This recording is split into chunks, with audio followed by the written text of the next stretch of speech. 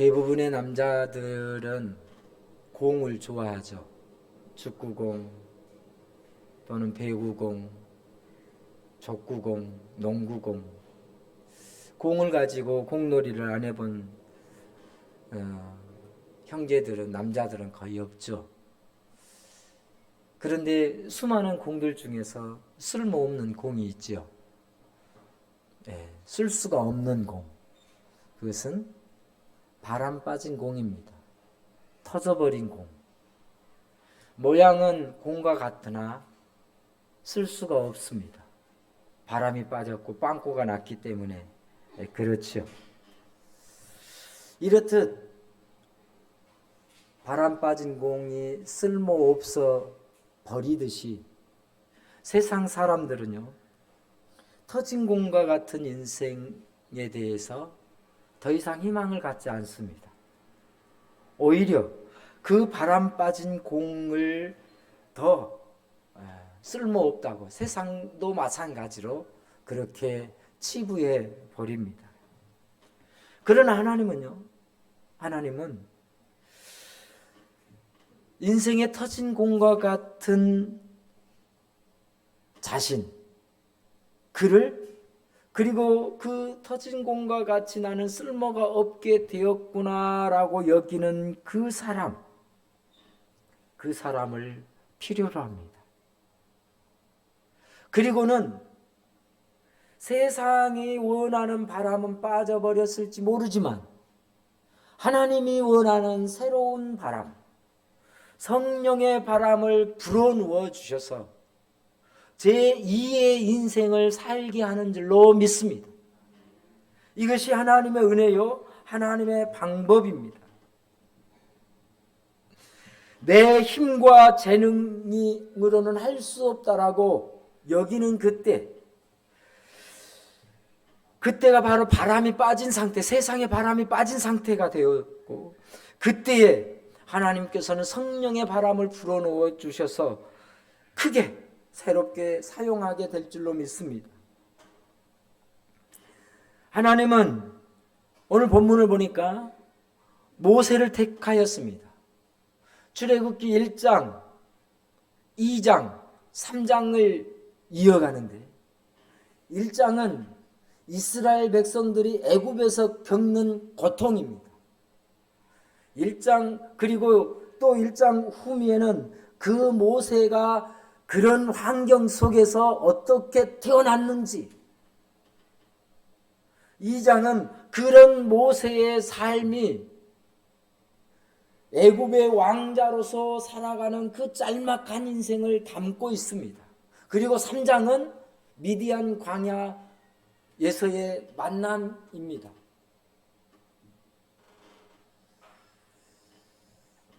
이런 모세는 우리가 잘 아는 것처럼 위기에서, 생명의 위협에서 구원받은 아기입니다. 이스라엘 히브리 민족에게 큰 재앙이 닥쳤습니다. 그것은 낳을 때 사내아이면 죽이라고 하는 말도 안 되는 법이었습니다. 모세는 그 위협 가운데에 태어났습니다. 그리고 그를 키울 수 없는 상황이잖아요. 왜? 이건 법적으로 그런 사내아이를 태어났는데 안 죽이고 몰래 키우다가는 그 가족 전체가 몰살당할 수 있었으니까요. 모세를 키울 수 없는 상황입니다. 하나님을 믿었던 그 히브리 사람, 그 부모는 하나님이 두려워서 3개월은 키웠는데 더 이상 키울 수가 없어서, 여러분 우리가 잘 아는 것처럼 나일강에, 갈대 상자에 담아 나일강에 떠보내지 않습니까?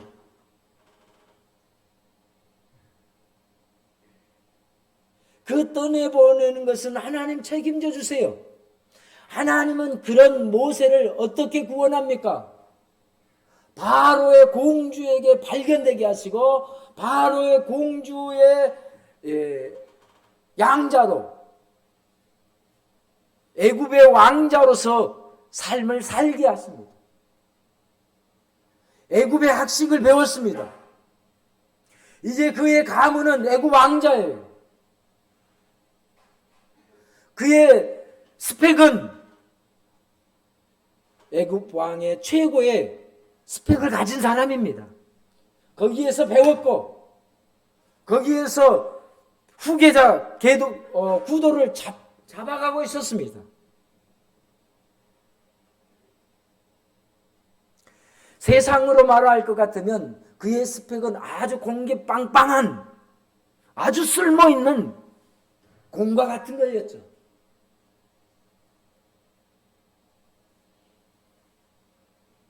그러던 그가 40이 되었던 어느 날 그의 출생을 알게 되었습니다. 너는 애굽 왕의 본 출신이 아니라 히브리 민족이 너의 조상이고 너는 이러한 히스토리를 가지고 건짐을 받았다. 네가 이제 애굽 왕자이니까 너는 그 힘과 권력으로 네 민족을 구원해내야 한다. 도와야 된다. 라고 하는 무언의 압박들이 주어졌죠. 그리고 본인도 그렇게 할 수 있을 거라는 생각 가졌을 것입니다. 그래, 나의 지위와 권력이면 히브리 민족 내가 보호해 줄 수 있을 거라고 여겼던 거죠. 그러던 어느 날 다툼이 났습니다. 어떤 다툼이냐? 히브리 민족이 애굽 병사에 의해서 애굽 관리에 의해서 학대당하는 모습을 보게 되었습니다. 거기에서 의분이 오른 것입니다. 내 민족이 저렇게 애매하게 당하는 것을 나는 볼 수 없다. 그래서 그를 도와줄 요량이었는데 그만 애국 관리를 죽이는 살인을 범하게 됩니다. 그래도 그는 애국 왕자니까 면책특권 정도 있을 줄 알았겠죠. 그런데 아니나 다를까 많은 사람들이 모세를 고자질합니다. 이가 애굽 관리를 죽였다. 결국 두려움 속에서 그는 광야로 달려간 것입니다. 도망간 것이죠. 지금껏 아기 때부터 구조되어서 애굽 왕실에서 배우고 잘 먹고 잘 자랐던 그가 모든 세상의 스펙들을 내려놓고 미디안 광야로 도망가게 된 것입니다.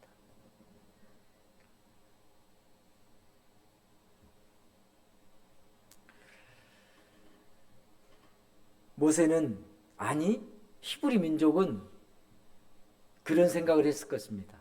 야, 하나님께서 우리 민족을 구원하기 위해서 모세를 준비했어. 그래서 그에게 애굽 왕의 최고의 자리를 올라갈 수 있도록 준비해 주셨어. 모세도 그렇게 생각했을지 몰라요. 나에게 이런 스펙들을 세상의 최고의 것을 주신 것은 바로 우리 민족을 위해서 쓰라고 하는 거예요. 그런데 세상에 그 스펙들이 아무 쓸모없게 된 것이죠.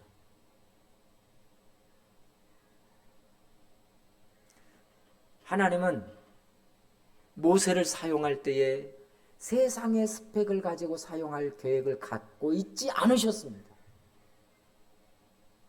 세상의 것으로 빵빵한 모세를 사용하는 것이 아니라 그 세상의 것이 다 빠지기를 하나님은 기다리셨던 거예요. 애굽에서 쌓은 스펙이 아니라 광야에서 쌓은 스펙이 필요했던 것입니다. 그래서 그를 미디안 광야로 내보내게 되었고 40년간 여러분 2장에서 3장을 오는데 아무 얘기가 없어요. 거기에는요 40년의 갭이 있는데 모세가 애굽 왕실에서 도망쳐 나온 나이가 40세였고 오늘 3장에 하나님을 만난 그때의 나이가 80세예요.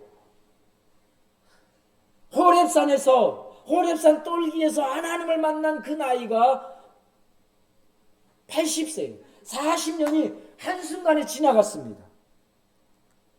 그러면 그 40년 동안 모세는 무엇을 했는가? 광야에서 이집트 왕자로서의 삶이 아니라 양치기로서 살았던 것입니다. 왕자의 신분이 아닌 도망자요, 히브리 민족의 그냥 한 사람으로 살았던 거예요. 하나님은 모세를 그렇게 광야로 내모셨습니다.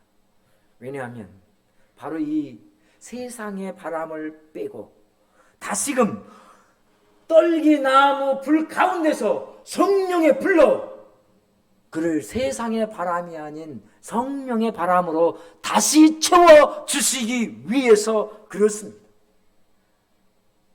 그러면 모세가 바로 이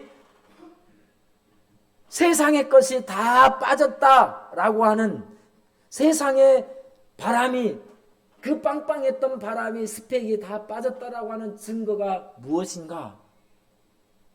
오늘 본문의 한 구절입니다.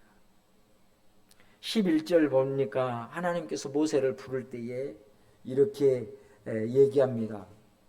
모세가 하나님께 이르되 내가 누구이기에. 모세는 자기 자신에 대해서 내가 누구이기에 라고 표현하고 있습니다. 이것은 자기 자신을 몰라서가 아니라 나는 부족한 사람, 보잘것없는 사람입니다. 연약한 한 사람일 뿐입니다. 과거 같으면 애굽의 왕자로서 그 스펙이 빵빵했는데 이제는 미디안 광야에서 40년 동안 살면서 애굽에 들어가서 애굽에게 영향력을 발휘할 수 있는 사람이 아닙니다. 내가 누구에게 이기에라고 하는 단어는 그런 뜻입니다. 여러분 무엇을 느끼나요? 하나님의 때가 느껴지지 않습니까? 아, 모세에게서 하나님이 일하실 때가 됐구나라는 것이 느껴지지 않으신가요? 하나님은 처음부터 애굽의 왕자로서 모세가 필요했던 것이 아닙니다.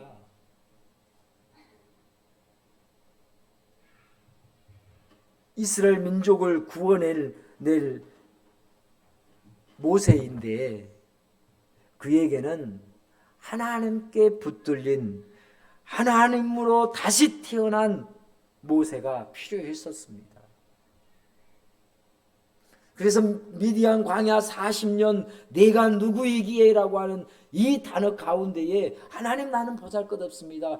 세상의 것이 없습니다. 그 얘기 무엇입니까? 하나님 것으로 하나님 편에서 내가 그러니 내가 너에게 능력을 주고 너에게 힘을 주고 너에게 새로운 성령의 바람을 불어 넣어 주겠다. 내가 너를 사용할 수 있는 공이 되도록 하겠다. 할렐루야. 이렇게 말씀하시는 겁니다. 이렇게 계획하신 것입니다.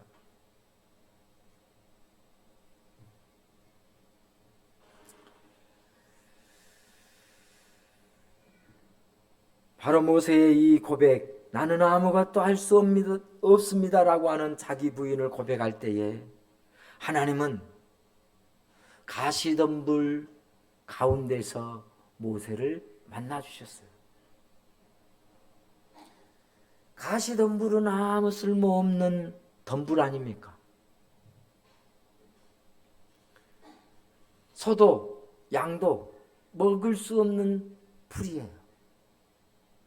오히려 사람들에게 해를 끼치는 풀이에요. 그런데 그 가시덤불 속에서 하나님이 모세를 만나주셔요. 그 덤불을 사용하시듯이 가시덤불과 같이 아무것도 아닌 존재인 모세를 만나서 그 가시덤불에 성령의 불을 덧입혀 주셨듯이 가시덤불 같은 모세에게 성령의 불을 덧입혀 주시기 위해서 만나 주신 것입니다.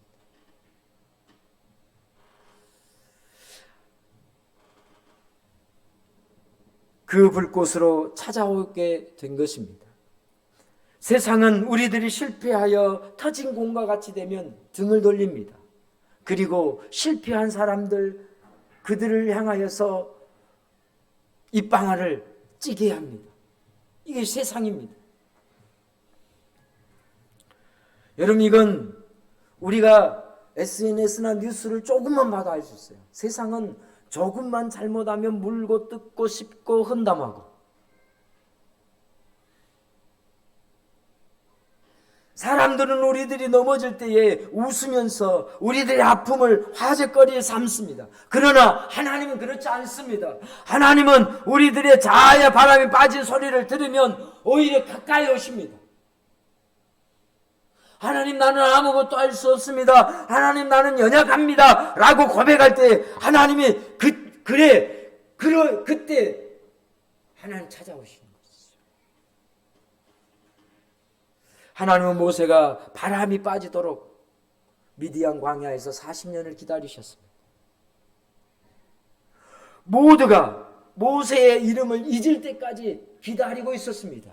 애굽 사람들도 모세를 기억할 수 없을 쯤 되었고, 히브리 사람들도 애굽 왕자로서 기대했던 모세가 아닌 그때를 다 잊어버린 거죠. 40년이 지났으니까 미디안 광야에서 애굽의 왕자로서 스펙이 빵빵했던 모세, 이젠 더 이상 기대하지 않습니다. 기대할 수 없습니다. 그때를 하나님은 기다리신 거예요. 모세 편에서도 바람 빠졌을 것이고 이스라엘 민족 편에서도 모세에 대한 기대는 없는 것이죠. 그때가 하나님이 일하실 때입니다. 그때가 하나님이 필요할 때입니다. 오직 하나님의 능력으로만 다시 채워서 이스라엘의 최고의 지도자로 삼아주시기 위하여 성령의 바람을 불어 넣어 주시는 줄로 믿습니다. 모세는 애굽의 왕자로서 자기 민족을 구원할 수 있다고 믿었을 때가 있었습니다. 자신의 힘과 지혜와 권세로서 민족을 해방시킬 수 있다고 생각했었습니다. 그런데 하나님은 그것을 필요로 하지 않았어요. 그 자아로 빵빵한 상태를 사용하고 싶지 않았던 것입니다.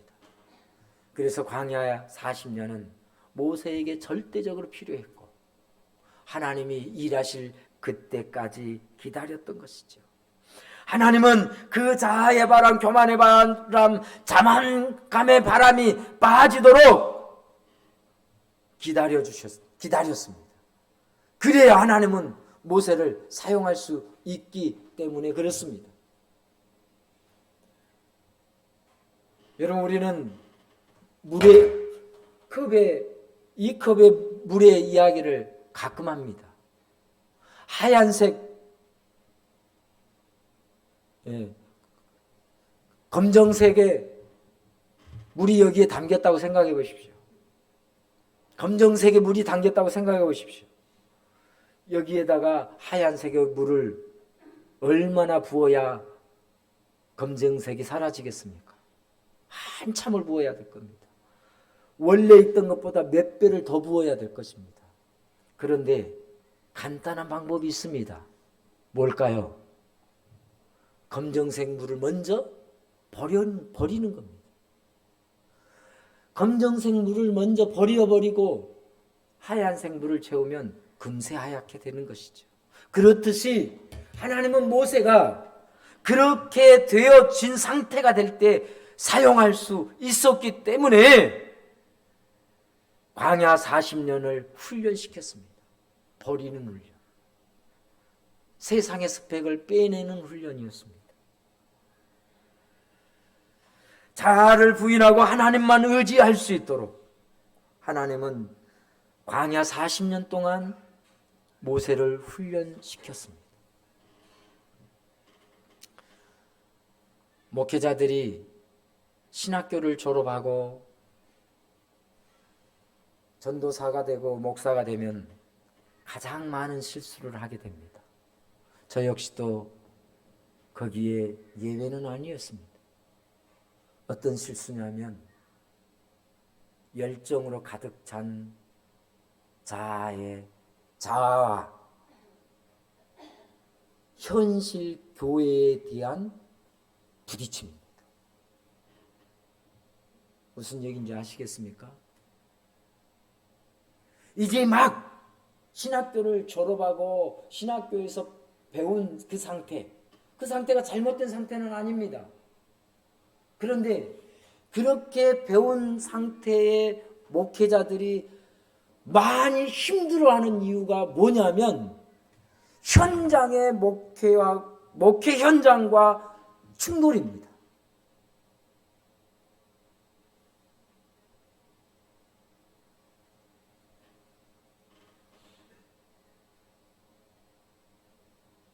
목회자가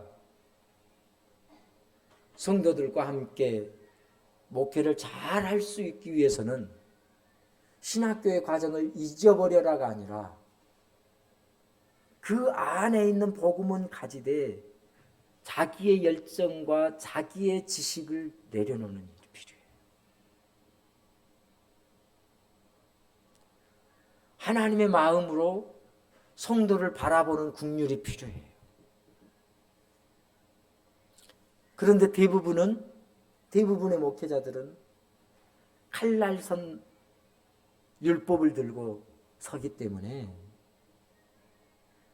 현장 목회, 현장에 계시는 성도들과 충돌이 일어나는.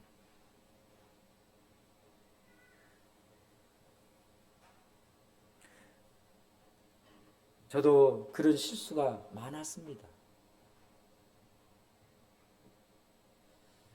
그래서 하나님은요, 우리 안에서 우리의 자아가 세상의 스펙으로 가득 채워졌던 그것을 다 빠져나가기를 기다리고 있습니다. 마틴 로이드 존스 목사님도 이 진리에 대해서 이렇게 말씀해 줍니다. 신약 성경이 여러분에게 제일 먼저 하라고 요구하는 일이 있습니다. 그것은 여러분 자신을 완전히 잊는 것입니다. 여러분의 문제, 시험, 난제들, 기타의 모든 것들을 잊어버려야 합니다. 자신을 잊어버리고 주 예수 그리스도를 바라보셔야 합니다. 그래야 내가 배운 것으로가 아닌 하나님으로 예수 그리스도로 십자가의 정신으로 살아가는 것이 우리에게 필요한 것입니다. 하나님은 모세가 자신을 왕자였고 살인한 사실까지 잊은 상태가 되자 결코 잊어서는 안 되는 한 가지를 깨우쳐 주십니다. 바람 빠진 상태가 되니까 세상의 스펙을 다 내려놓게 되니까 위대한 종으로 살아가는데 한 가지 잊지 말아야 할 것, 그것을 이렇게 얘기합니다. 하나님은 또 모세에게 이르시되 너는 이스라엘 자손에게 이같이 이르기를 너희 조상의 하나님 여호와 곧 아브라함의 하나님, 이삭의 하나님, 야곱의 하나님께서 나를 너희에게 보내셨다 하라. 이는 나의 영원한 이름이요 대대로 기억할 나의 칭훈이라. 이스라엘 백성에게도 마찬가지예요. 모세에게도 마찬가지예요. 누구? 아브라함의 하나님, 이삭의 하나님, 야곱의 하나님. 애굽 왕자의 모세가 아닌 애굽 왕자로서의 후계자였던 그 권력이 스펙이 충만했던 모세가 아닌 나의 조상의 하나님, 나의 조상 아브라함이 믿었던 그 하나님, 그와 약속했었던 하나님, 이삭을 이끄셨던 하나님, 야곱을 축복했던 하나님, 그 하나님의 사람. 할렐루야. 이스라엘 민족들이여 기억하십시오. 우리를 구원할 이름은 여호와 하나님입니다. 이스라엘 애굽의 왕자로서가 아닌 아브라함의 하나님으로서 우리를 찾아오시는 것입니다. 대대로 기억할 나의 칭호라고 하는 것은 언약을 기억하신다는 얘기입니다. 그래서 하나님은 언약의 하나님입니다. 이스라엘 민족들도 기억하고 있습니다. 아브라함과 맺은 그 언약들을 말이죠. 이삭과 야곱과 맺었던 그 언약들을 기억하십니다. 그래서 오늘 본문을 보면 3장을 보면 언약을 기억하사, 출애굽기에서 가장 중요한 단어 중에 하나가 언약을 기억하사입니다. 이스라엘 민족과 맺었던 그 언약을 기억하신 것이죠. 너는 내 민족이 되고 나는 너의 하나님이 되고. 할렐루야. 하나님은 우리들에게 기도하면 응답해 주시겠다고 하는 당신의 약속을 기억하고 이루어 주시는 줄 믿으시면 아멘 하십시다. 하나님은 아브라함과 이삭과 야곱의 약속을 기억하셨고 이제 자아의 바람이 빠진 모세에게 성령의 바람을 빵빵하게 불어넣어서 민족을 구원해 내기까지 모세의 이름을 기억하고 계신 하나님. 그가 광야에 40년 동안 이름도 없이 살았지만 하나님은 그를 한순간도 놓치지 않으셨던 것입니다. 기억하고 계셨죠. 때가 무르익기를 말입니다.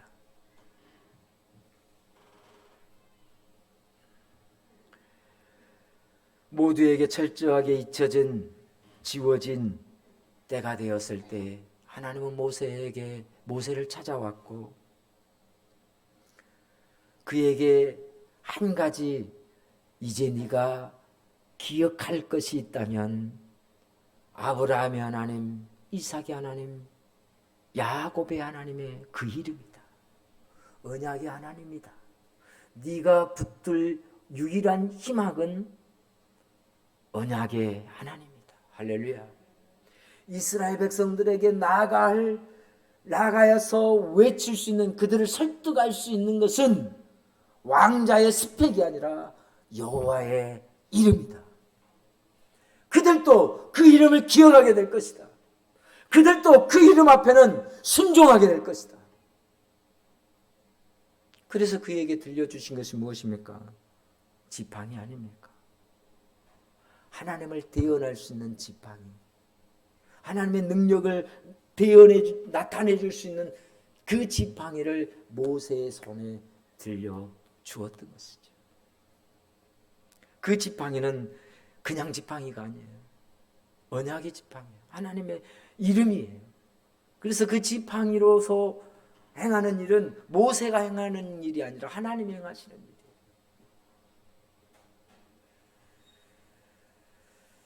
모두에게 잊혀졌을 때 하나님은 기억해 주셨고 그를 찾아와서 2번 불러주십니다. 모세야, 모세야라고 말입니다. 그리고 그에게 새로운 능력, 새로운 지팡이를 그 손에 들려주셔서 이제는 세상의 스펙이 아닌 하나님의 들려주신 성령의 능력을 그 손에 들려주셔서 내 민족 이스라엘을 구원해내라. 이제 모세가 일할 수 있는 힘의 군원은 무엇입니까? 세상입니까? 자기의 능력입니까? 자기 스펙입니까? 자기 자랑입니까? 아닙니다. 이 모든 것이 하나님의 은혜라고 하는 것 외에는 아무것도 없습니다. 모세가 한 것이 아무것도 없습니다. 모든 것이 하나님이 행하시는 일이고 단지 하나님께 순종할 뿐이고 그렇습니다. 모세의 고백은 이 모든 것이 하나님의 은혜라고 하는 고백뿐입니다. 하나님은 우리들 모두가 행복하게 살기를 원하십니다. 그 행복하게 살게 되는 첫 번째 이유가 하나님의 은혜를 깨닫게 되는 것입니다. 여러분 감사를 많이 하죠. 그 감사의 큰 조건은 일이 잘 풀려서 감사가 아니라 하나님의 은혜가 깨달아져서 감사하는 저와 여러분이신 줄로 믿습니다.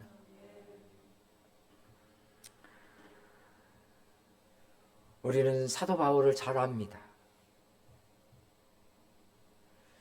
여러분, 사도 바울이 젊었을 때는 최고의 스펙을 가진 사람입니다. 그의 가문이 최고입니다. 그의 학력이 당대 최고의 학력이었습니다. 그의 열정이 누구보다도 최고였습니다. 그 열정과 스펙으로 하나님의 일을 더 열심히 한다라고 여겼습니다. 그리고 그것을 자랑스럽게 생각했습니다. 유대인들에게 반하는 기독교인들, 그것이 하나님을 위한 길인 줄 알았던 거죠. 그렇게 세상의 스펙으로 빵빵했던 바울,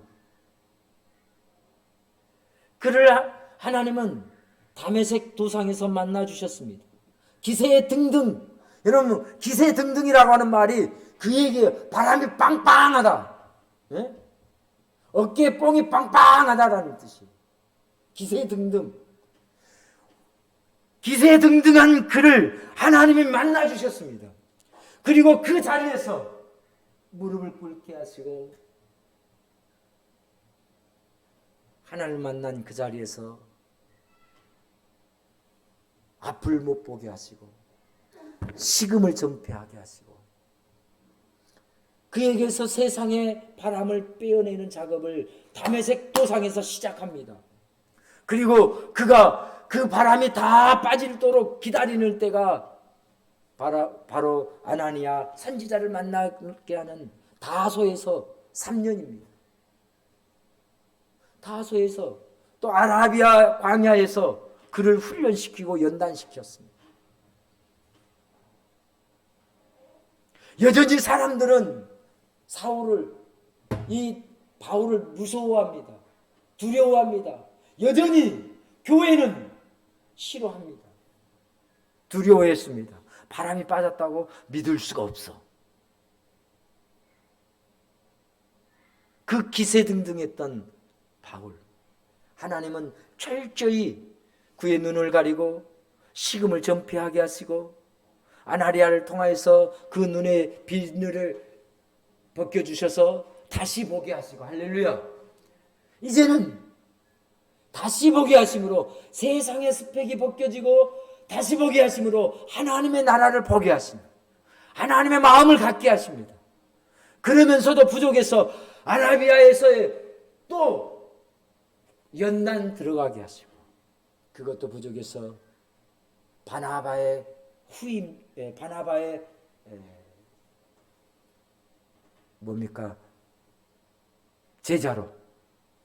제자라고 하는 말이 조금 그렇지만 바나바의 후임병처럼 따라다니면서 배우게 했습니다.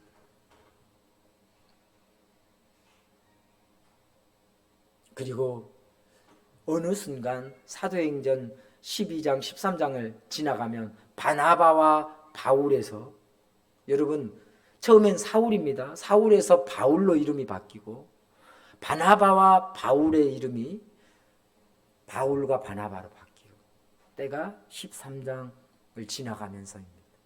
그러면서 바울의 사역이 활발하기 시작되죠. 하나님은 기세등등한 세상의 스펙이 빵빵했던 바울을 원치 않으셨습니다. 그래서 그를 다메섹 도상에서, 다소에서, 아라비아에서 훈련시켜 연단시켜 세상의 스펙을 다 제거해버리는 하나님, 그리고 하나님은 하나님의 성령의 바람을 다시 그에게 불어넣어 주셔서 그가 가는 곳마다 하나님의 역사가 일어나는 거예요. 병자가 낫게 되는 것입니다. 복음 앞에 뒤집어지는 것이에요. 그의 언변이 얼마나 좋았는데, 그러나 그를 재무장시켜 주셔서 하나님 사용하는 새로운 인물로 삼으신 줄로 믿습니다. 사랑하는 성도 여러분, 우리들의 지난날의 죄와 실패를 잊어버리고 스스로를 용서하게 하신 하나님의 은혜를 바라보십시다. 우리 자신을 믿고 의지했던 과거의 교만과 자아를 십자가에 못 박고 오직 하나님만 신뢰하고 하나님의 은혜만을 의지하십시다. 내 자랑의 바람, 내 고집의 바람이 아닌 오직 성령의 능력으로 우리들의 이름을 부르시고 기억하신 하나님 앞에 엎드려 모세로 살아가는 저와 여러분 되시기를 주님의 이름으로 축복합니다. 하나님은 우리들의 이름을 똑똑히 기억하고 있습니다.